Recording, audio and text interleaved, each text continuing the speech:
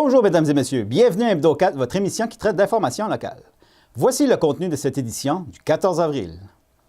La Société Alzheimer à Gaspésie-Île-de-la-Madeleine crée un fonds à la Fondation communautaire Gaspésie-les-Îles. Gaëtan Cousineau, le coordonnateur du mouvement Action Chômage PABOC, nous parle du fameux trou noir au niveau de l'assurance-emploi. Yann Tremblay, coordonnateur analyse chez Accès Microcrédit Gaspésie, nous informe sur leur organisme. Le Centre d'action bénévole Saint-Siméon Port-Daniel présente les deux bénévoles de l'année 2018-2019 lors du brunch reconnaissance qui a eu lieu le 10 avril dernier au Centre communautaire de Saint-Pédis. Et Joliane Desbois, intervenante et animatrice du service du Petit Bonheur au Centre d'action bénévole Saint-Siméon Port-Daniel, nous présente la nouvelle réglementation concernant l'utilisation du siège d'auto pour les enfants. Bonne émission tout le monde! Tout d'abord, jeudi le 11 avril dernier, une conférence de presse avait lieu pour annoncer la création d'un fonds à la Fondation communautaire Gaspésie-les-Îles. Télévague y était présent pour vous et nous vous avons préparé le résumé de la présentation que voici. Une fondation communautaire, le but premier, c'est de créer des fonds permanents, des fonds de dotation permanents. Donc, lorsqu'on met 100 $ dans une fondation communautaire, ce 100 $-là ne sera jamais entamé. Alors nous, notre travail, c'est de placer ce 100 $-là selon une politique de placement qui, grosso modo, représente 60% en actions et 40% en obligations, à l'effet de pouvoir distribuer le maximum à chaque année à la cause qui a été choisie par le créateur de fonds. Alors, en général, à chaque année, on distribue un pourcentage d'environ entre 4 et 5% du capital de la Fondation aux différentes causes là, qui sont choisies par les organismes de notre milieu. Alors, on a bien fait du chemin depuis 19 ans. On est parti, évidemment, avec 0 $. Et maintenant, en 19 ans, on est rendu avec 76 fonds de dotation différents qui représentent une valeur de 13 millions de $. Donc, on a eu un développement assez fulgurant, je vous dirais, au cours des dernières années. Une fondation communautaire a les capacités de s'adapter aux besoins du milieu et d'y répondre de par les services qu'elle peut transmettre. Un des rôles qu'on veut se donner, c'est de participer à développer la culture philanthropique en région. Parce qu'avec tous les enjeux qu'on vit et qu'on va vivre, notamment le vieillissement de la population, la culture philanthropique est peut-être un moyen de mobilisation, puis aussi un outil pour trouver des solutions. Assurer nos services, entre autres. Donc, avec toutes les implications que Pierre a mentionnées, l'argent qu'on amène à chaque année à des organismes communautaires, puis c'est notre rôle un peu, c'est d'aider à enlever cette pression aux organismes de toujours essayer de trouver de l'argent pour assurer leur mission. Mais nous, on n'est pas exigeant au niveau de la reddition de comptes. Un fonds est créé, donc à chaque année, on contribue là, à consolider, si je peux dire, l'organisme. Donc, il faut voir la philanthropie comme un moyen, pas nécessairement d'aider les autres, mais un moyen de s'aider tous mutuellement. Un organisme communautaire a toujours besoin d'argent de plus parce que le réseau de la santé ne peut pas nous subventionner malheureusement à 100%. À l'heure actuelle, on offre des services à 400 proches aidants distincts sur le territoire de la Gaspésie-les-Îles et 245 personnes atteintes de la maladie d'Alzheimer, avec notamment des activités de jour qu'on offre un peu partout. À l'heure actuelle, on parle sur le territoire de la Gaspésie, les îles de 2100 personnes atteintes de pertes cognitives. Et au cours des prochaines années, il ne faut pas se le cacher, il va y avoir des gros défis à réaliser avec le vieillissement de la population. Déjà, les chiffres qu'on peut vous mentionner, c'est qu'au Québec, et dans toutes les provinces aussi du Canada, d'ici les prochaines années, ce chiffre-là devrait doubler. Au Québec, à l'heure actuelle, on parle de 141 000 Québécois qui sont présentement atteints. Et en 2025, ça devrait être 260 000 Québécois qui seraient atteints. Il va y avoir un souper bénéfice qui va avoir lieu le 5 octobre prochain à New Richmond. Donc, on est vraiment fiers de ce partenariat-là avec la Fondation. Puis, fait que ça va nous aider à amener là, de l'argent concret là, à la création du fonds. Puis, il y a également des demandes qui vont être faites au niveau corporatif. Ça fait que ça va être la façon de débuter le fonds. Il y a une signification au niveau de ma famille immédiate, c'est clair. On voit de plus en plus des gens atteints là, de l'Alzheimer, et de plus en plus jeunes aussi. Il y a des cas qui sont extrêmement parlants. Donc, c'est une cause qui, pour moi, est très importante. Ça me fait plaisir d'amener ma contribution. Je tiens à féliciter aussi la Fondation communautaire Gaspésie de la Madeleine pour tout le travail qui est fait depuis de nombreuses décennies. Quand on parle là, d'un fonds de 13 millions en Gaspésie, il n'y a pas beaucoup d'organisations gaspésiennes et madéléniennes qui peuvent se vanter d'avoir 13 millions d'actifs. On parle de tout près d'1,5 million par année qui est distribué dans la région, dans des causes qui sont aussi différentes que M. Harvey les a présentées. Donc, c'est un bel outil. C'est un outil qu'on a la chance d'avoir. On est la 3e région. C'est le 3e fonds d'importance là, au Québec. C'est quand même pas rien. Pour une région qui est dite dévitalisée, je pense que ça démontre que les Gaspésiens et Gaspésiennes sont généreux, qu'on a le cœur à la bonne place. Donc, c'est une belle initiative. Puis, de plus en plus, ça va être des initiatives de cette nature-là qui vont nous permettre, au Québec et en région, de pouvoir avoir droit à des services de santé, services sociaux, puis dans d'autres domaines également, pour nous permettre d'améliorer notre qualité de vie. C'est clair que c'est un élément de plus dans notre coffre à outils. L'idée, c'est d'avoir le fonds le plus élevé possible pour avoir le plus de ristournes annuelles. Puis ces ristournes-là, bien, ils vont aller dans le fonctionnement de l'organisme parce que les besoins sont extrêmement grandissants. Donc, mon rôle, ça va être de travailler à tenter de sensibiliser le maximum d'intervenants, d'entreprises, de représentants de la région à souscrire à la mise en place de ce nouveau fonds-là. Certains travailleurs vivront encore une période de trou noir cette année, selon Gaëtan Cousineau, le coordonnateur du mouvement Action Chômage PABOC. Nous l'avons donc rencontré pour vous à ce sujet. La situation actuelle n'a pas vraiment changé par rapport à la situation qu'il y avait l'année passée et les 6 années précédentes. Même si l'an passé, au mois d'août, on nous a redonné les 5 semaines additionnelles que M. Harper n'avait jamais voulu reconduire le projet pilote. Il y a encore des gens qui sont dans le trou noir. Pour un exemple, on va vous donner 2 exemples, puis ceux qui savent compter vont être capables de compter jusqu'à 52 semaines pour faire le tour du cadran, si on veut dire. Quelqu'un qui a travaillé du 1er mai au 15 juillet, disons, dans le domaine du homard, dans une usine, 15 juillet, il est mis à pied. Il a fait 490 heures, il s'est qualifié avec 490 heures. Notre taux de chômage étant à 14 %, ça lui donne 29 semaines de prestations, plus les 12 semaines de travail, plus une semaine de délai de carence, plus les 5 semaines de la bonté du gouvernement fédéral dans le projet pilote qui nous a reconduit, qui nous a redonné au mois d'août, on est rendu à 47 semaines. Alors, une année a habituellement 52 semaines. Donc, cette même personne qui a bénéficié des 5 semaines du projet spécial a encore 5 semaines dans le trou noir. Alors, ceux qui croient que ce que le gouvernement fédéral a fait l'an passé pour éliminer le trou noir, qu'il a effectivement éliminé le trou noir, c'est absolument faux. Il faudrait qu'ils prennent une calculatrice puis calculer quelques fois. Ça va leur permettre de trouver que dans le tourisme, la situation est encore pire. Parce que très souvent, le tourisme n'arrive pas tous le 1er juin. Ça arrive la semaine avant la Saint-Jean, quand les écoles sont terminées, ou la semaine de la Saint-Jean-Baptiste. Donc, disons que la personne commence à travailler dans le tourisme le 17 du mois de juin. Et rendu milieu, fin août, là, très souvent, il y a beaucoup moins de touristes parce que les enfants retournent aux écoles, les gens voyagent beaucoup moins. Et il y a quelques autobus qui viennent en septembre, quelques Européens. Mais là, c'est pas du temps plein. Alors, les gens, souvent de fois, sont mis à pied, là, comme dans la 3e, 4e semaine du mois d'août. Si on dit cela, ça fait comme ils ont travaillé 10 semaines, 45 heures semaine, pour 450 heures, avec le même taux de chômage à 14 %, ça leur donne 28 semaines de prestations, parce qu'ils ont un peu moins d'heures que l'autre exemple que je vous donnais tantôt. Alors, plus 10 semaines de travail, plus une semaine de semaine d'attente, et plus les 5 semaines du projet spécial, ça fait 44 semaines. Si on dit qu'une année a 52 semaines, c'est facile à compter qu'il manque 8 semaines de gains avant de pouvoir retourner au travail vers le milieu du mois de juin pour une nouvelle saison. Donc, tous ces gens qui se retrouvent avec 8 semaines sans aucun gain, sans aucun revenu, à la sortie de 28 semaines de prestations à 55% du salaire qu'ils ont gagné l'an passé. Donc, cet hiver, ils se sont appauvris, ils ont payé leur gros compte d'électricité.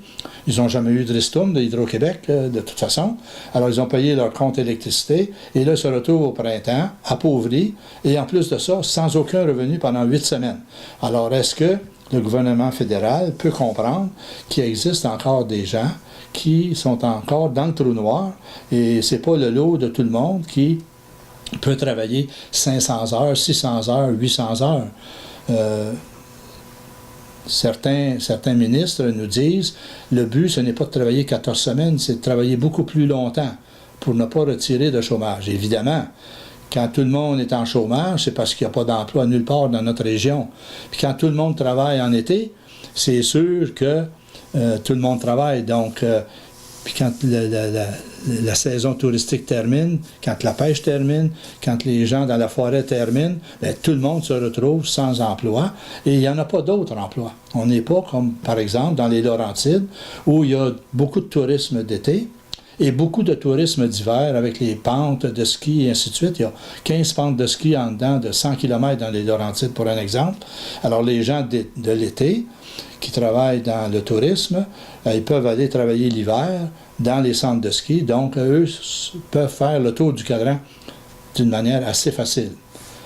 Dans le domaine de la pêche, heureusement, depuis quelques années, les propriétaires d'usines ont diversifié leur production et allongent certaines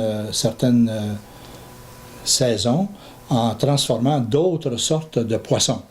Donc là, les gens font quelques semaines dans le crabe, quelques semaines dans le homard, et ensuite, il y a les autres sortes de poissons d'automne où ils peuvent travailler jusqu'à 25-30 semaines. Alors, ces gens-là sont quand même dans une situation plus favorable que ceux qui travaillent soit dans le tourisme ou dans la pêche uniquement dans le homard, pour un exemple, et qui font à peine le nombre de semaines, le nombre d'heures pour se qualifier à l'assurance-emploi. Donc, faudrait que peut-être faire un appel à ceux qui vivent un trou noir dans le moment, parce qu'il y en a qui vont le vivre, là, le trou noir c'est commencé pour certains là, jusqu'au début de la saison touristique. Là. Ça va aller juin, là, fin de mai, juin, puis pour le homard, ça commence au début de mai, donc on a encore tout le mois d'avril à passer. Alors, il faudrait que ces gens-là appellent au bureau de leurs députés et leur racontent leur misère humaine pour faire sûr que notre député puisse amener le message à Ottawa pour qu'enfin le ministre de l'Emploi de l'assurance chômage s'attaque à la loi d'assurance chômage. Nos revendications, nous, sont que tout le monde devrait recevoir 35 semaines au minimum d'assurance-emploi. Là, à ce moment-là, on n'aurait même pas besoin, probablement, du 5 semaines de prestations, de projet spécial, et tout le monde pourra faire le tour du cadran. Et là, bien, il y a des régions qui sont encore un peu moins bien nanties que nous. Par exemple, au Bas-Saint-Laurent, il faut au-delà de 575 heures pour se qualifier pour 18 ou 20 semaines de prestations. Alors, imagine, parce qu'eux font partie d'une autre région administrative. Alors, ça m'amène à vous dire que, aussi, le taux de chômage régional influence beaucoup sur le nombre de semaines de prestations. Si, par exemple, au lieu de 14 %, le taux de chômage était en bas de 14 %, au lieu de 29 semaines de prestations, il n'y aurait que 27 semaines de prestations. Donc, ça rallonge encore le trou noir si le taux de chômage baisse en bas de 13 %. C'est vraiment malheureux que ça soit fait comme ça, mais c'est comme ça. C'est pourquoi on invite le ministre de l'Assurance-Emploi de s'attaquer le plus vite possible à la refonte de la loi d'assurance chômage et s'attaquer à ces problèmes-là qui, une fois pour toutes, pourraient être réglés avec la modernisation de la loi d'assurance chômage. Yann Tremblay, coordonnateur analyste chez Accès Microcrédit Gaspésie, nous informe sur leur organisme à but non lucratif qui offre, entre autres, des microprêts à environ 15 000 $ et moins à des entrepreneurs en démarrage ou en croissance. Écoutons-le ensemble. Accès Microcrédit Gaspésie, on est un organisme à but non lucratif dont la mission première est d'offrir une source de financement à des gens qui auraient peu ou pas accès aux sources de crédit conventionnelles pour des raisons variées. Ça peut être parce que le code de crédit est problématique, ça peut être parce que le prêt est trop petit, on a beaucoup de travailleurs autonomes qu'on accompagne, ou parce que le projet est dans un secteur où les autres partenaires financiers ne veulent pas trop s'aventurer. Mais au-delà du financement qu'on offre, qui sont des prêts, on offre aussi un accompagnement de proximité qui se distingue en fait de par la nature très personnalisée qu'il a. On va prendre beaucoup de temps avec la personne pour offrir un accompagnement sur mesure pour combler les lacunes, si on veut, que les promoteurs peuvent avoir dans le développement de leur projet. Si c'est dans l'aspect comptabilité, on va travailler la comptabilité. Ça se peut que ce soit... au-delà de ça, de faire du ménage dans leurs finances personnelles un peu pour justement pouvoir dégager la petite économie pour pouvoir mettre une mise de fonds dans leur projet. Mais vraiment travailler les aspects autant humains qu'entrepreneuriaux, si on veut. Puis quelles sont les démarches à faire avant de déposer une demande de financement? La demande de financement, elle, n'est pas nécessaire, comme j'ai dit. Les gens n'ont pas nécessairement besoin de financement s'ils veulent des conseils. Nos services sont gratuits pour quiconque veut démarrer un projet d'affaires. Et s'ils veulent se rendre à une demande de prêt, là, on va monter un dossier avec eux, mais on va se rencontrer au départ, on va prendre connaissance du projet, faire connaissance avec la personne, travailler un dossier. C'est pas un financement qui s'acquiert comme un prêt à la banque. Là, on a vraiment une étude du projet d'affaires à faire. Donc, si le projet n'est pas complété avec le promoteur, il va falloir le travailler. Plan d'affaires, prévision financière, puis le bilan personnel, voir si la personne, puisque c'est des prêts personnels que l'on fait, on va aussi s'attarder à la situation personnelle du promoteur, voir si sa situation financière est propice à un nouveau prêt, finalement. De quelle façon que Accès Microcrédit Gaspésie aide au démarrage d'entreprise? Quels sont les différents champs de compétences que vous avez? C'est assez varié.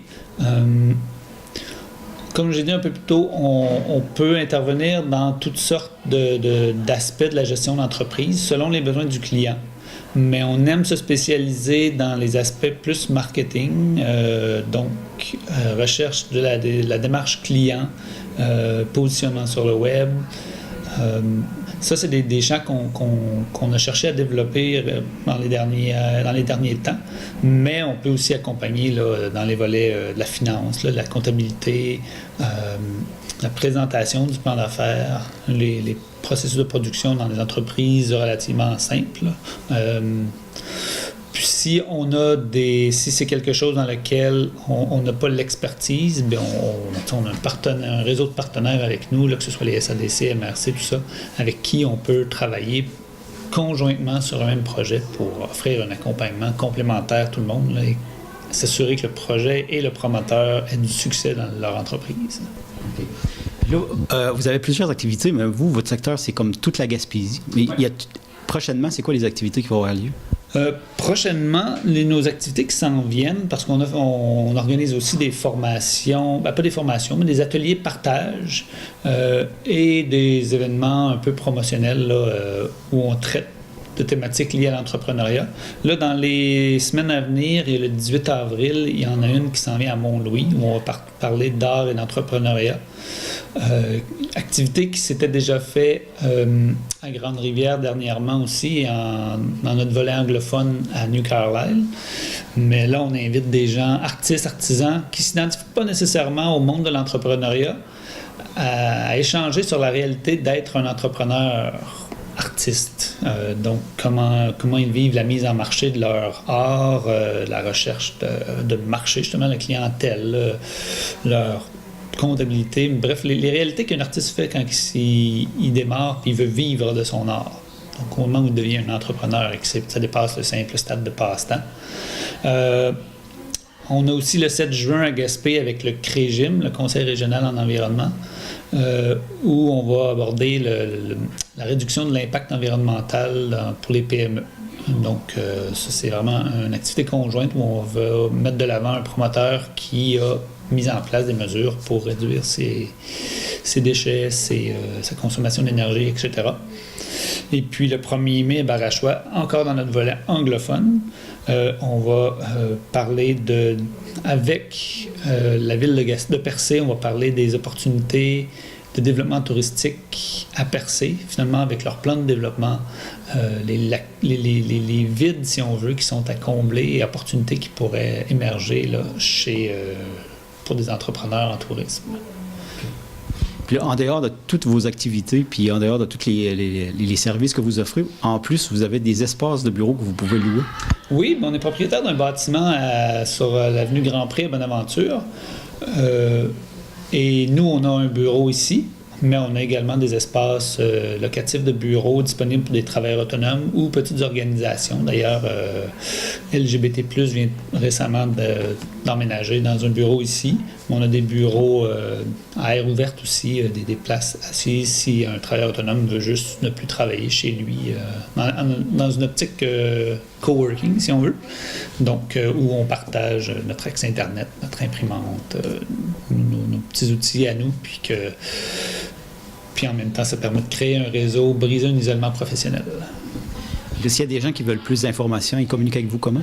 Oui, ça peut être par courriel à info@amcgaspésie.org ou par téléphone au 418-534-3834. Dans le cadre de la 45e édition de la Semaine de l'Action bénévole qui a eu lieu du 7 au 13 avril cette année, nous nous sommes déplacés mercredi le 10 avril au Centre communautaire de Saint-Pédis, où un peu plus de 100 bénévoles y étaient réunis lors du brunch reconnaissance en l'honneur des précieux et dévoués bénévoles. Comme à chaque année, 2 bénévoles sont choisis. Alors voici les 2 bénévoles pour l'année 2018-2019. Comme vous le savez, à chaque mois, on fait la pige d'un et d'une bénévole du mois au Centre d'action bénévole. Parmi les bénévoles qui ont été actifs, pas nécessairement dans le mois, mais au cours des derniers mois. Donc, à la fin de l'année, on se retrouve avec 12 messieurs et 12 madames. On en a profité la semaine dernière, vendredi, pour faire le tirage sur les ondes de CHNC, CHFM. Non, CHNC, FM. Parce qu'avant, on disait CHNC, CHGA.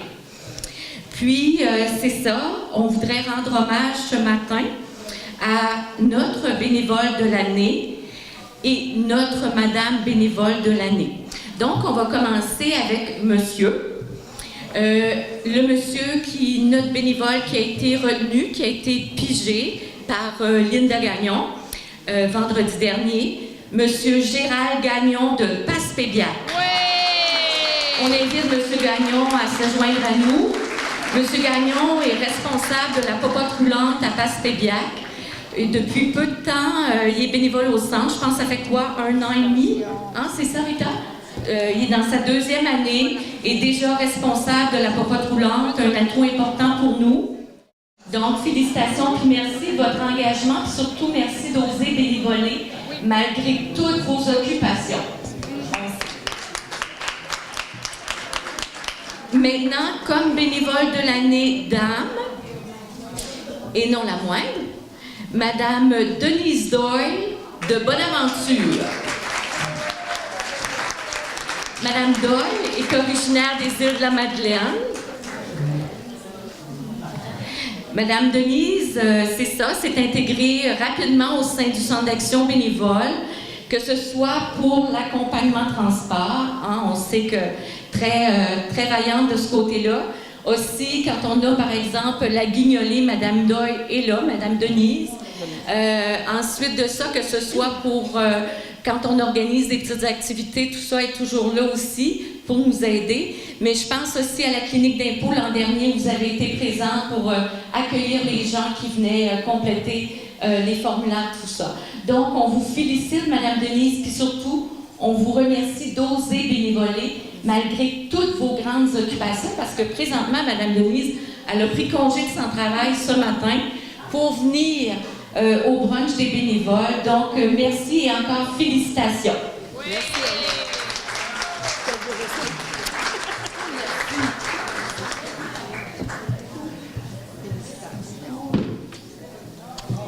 Félicitations à vous deux. Qu'est-ce que vous aurez à dire à ceux qui n'osent pas encore bénévoler? Ben, on est très fiers d'avoir été choisi bénévole de l'année masculin et féminin. Et je pense qu'on voudrait inviter les gens. Oui, on aimerait inviter les gens à se rejoindre à nous autres, faire du bénévolat. C'est une bonne action, puis c'est toujours plaisant de le faire. Très enrichissant. Merci beaucoup.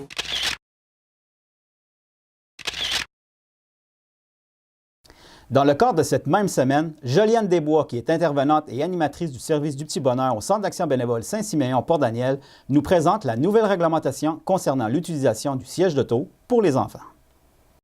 Bonjour tout le monde. Moi, je suis là ce matin pour vous parler d'une nouvelle loi qui va passer prochainement concernant la sécurité en lien avec les sièges d'auto.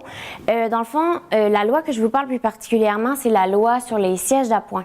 C'est-à-dire qu'il va passer à partir du 18 avril 2019. Ça concerne vraiment les rehausseurs qu'on appelle. Soit on a ceux-là avec les dossiers et ceux-là, le modèle sans dossier plus traditionnel.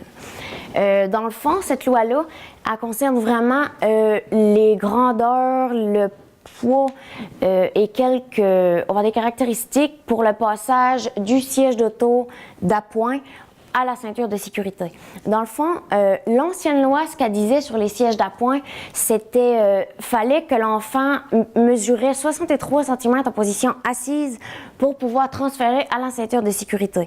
Mais aujourd'hui, pour la sécurité des enfants, on a décidé de raffermir, CAA a décidé de raffermir un peu les règles pour la sécurité des enfants. Donc aujourd'hui, on parle maintenant l'enfant doit mesurer minimalement 145 cm ou environ 4 pieds 9 avant d'abandonner le siège d'auto pour passer à la ceinture de sécurité. Ou encore s'il atteint l'âge de 9 ans. Donc, 9 ans et moins, les sièges d'auto sont obligatoires dans presque n'importe quel cas, sauf exception si l'enfant a des mensurations assez ou très grandes. Donc, les caractéristiques vraiment pour passer du siège d'appoint à la ceinture de sécurité, comme je vous disais, premièrement, il y a la grandeur. L'enfant doit mesurer, de la tête aux pieds, 4 pieds 9. Ensuite, l'enfant doit être capable de s'asseoir sur le siège dans l'auto et être capable de passer la ceinture vraiment au milieu de l'épaule, c'est-à-dire vraiment que ça passe sur la clavicule et non qu'elle s'accote sur le cou de l'enfant. Ensuite, quand que l'enfant est en position assise et attachée, la ceinture doit passer sur les hanches, c'est-à-dire vraiment ou le bassin et non sur le ventre comme on a tendance à voir. Ensuite, les genoux de l'enfant, quand il est assis dans le siège d'auto, doivent être capables de se plier quand il est assis dans le fond du banc, vraiment à 90 degrés, pour que l'enfant soit en sécurité en auto. C'est ça, les experts ont vraiment déterminé que le bassin et les épaules étaient assez forts pour absorber le choc. Cependant, vraiment, si on voit un déficit, comme je vous disais tantôt, que la ceinture a tendance à dévier au niveau du ventre ou au niveau vraiment du cou de l'enfant, ou si l'enfant arrive pour se glisser un peu dans le ciel, si ses genoux ne sont pas capables d'être à 90 degrés au niveau quand il est assis, là, l'enfant n'est pas du tout en sécurité. Donc, assurez-vous vraiment de respecter toutes les règles le plus possible. On parle quand même de sécurité de nos enfants. Ensuite, c'est ça. Non seulement la sécurité des enfants, mais il y a aussi une amende pénale, c'est-à-dire de 80 à 100 $ si l'enfant n'est pas, apte à utiliser la ceinture de sécurité ou encore ces 3 points d'inaptitude. Mais ce qu'on n'oublie pas avant tout, c'est vraiment la sécurité des enfants. Aussi, on n'oublie pas de s'assurer les dates d'expiration si c'est conforme, si l'étiquette de conformité est là pour le siège et si l'enfant respecte les mensurations du siège, bien évidemment. Fait que si vous avez n'importe quelle question, vous pouvez appeler au Centre d'action bénévole au Petit Bonheur au 752-5577 et faire le poste 4. Moi, je suis formée par CAA pour faire la vérification des sièges d'auto. Donc, n'hésitez pas à nous contacter si vous avez n'importe quel type de question. Et voilà, mesdames et messieurs, ce qui complète l'édition de votre émission Hebdo 4 du 14 avril. Merci beaucoup d'avoir été avec nous et à la prochaine.